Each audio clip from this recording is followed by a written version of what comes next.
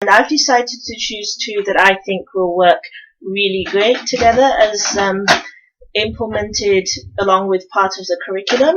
The two that I've chosen is the implementation of inquiry learning and personalized learning, which I think can be combined with slight elements from differentiation learning. The best version I've come across so far is a chart that's been designed by Barbara Bray and Kathleen McCluskey in their article that talks about the difference between personalized learning and differentiation learning, which I'm including with this presentation.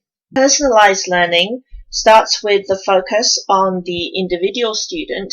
However, the trouble is that the teacher can only give so much full attention to any student at any given time, which is where differentiated learning comes in, because differentiation learning requires you to teach the students in groups, which makes it a little bit easier. Personalized learning is very good for children with learning difficulties as well, especially ones that are autistic, because it makes it easier for you to try to adapt the curriculum and the subject they're learning to them specifically. So basically, the main thing to remember about personalized learning is that it's self-directed mainly by the student, and so the teacher is more the facilitator.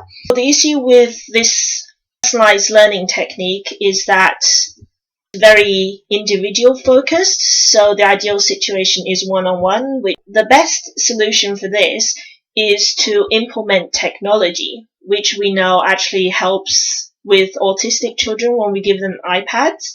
So Robinson, in his TED Talk, talks about teachers having to make this shift, and the main thing is that teachers are required to know their students really well. According to McCombs, of course, we have to trust that the students know themselves. To do the personalized learning, of course, is to implement games. That was under investigation by the Institute of Play in 2012.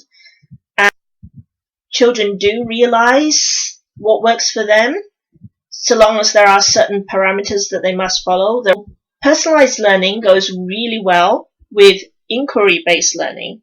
Inquiry-based learning, the ideal situation is that you get full involvement from the student, so they really like what they're doing, and so the idea is that you can tackle real-world situations. Again, the teacher is the facilitator, and the student has to develop their questions, figure out a way to solve the problem, and then they collaborate with other students. It helps them have a deeper understanding of the content, especially if we make it more about certain social issues that might affect them personally, like introducing a vegetable garden or having a stronger recycling element to the school.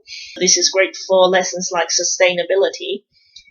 And again, this can also tie into something like design-based learning, in which they can then design the garden or the methods that they might use for recycling. So the heart of the inquiry process is that it helps the student deepen their understanding because it makes them think it through themselves.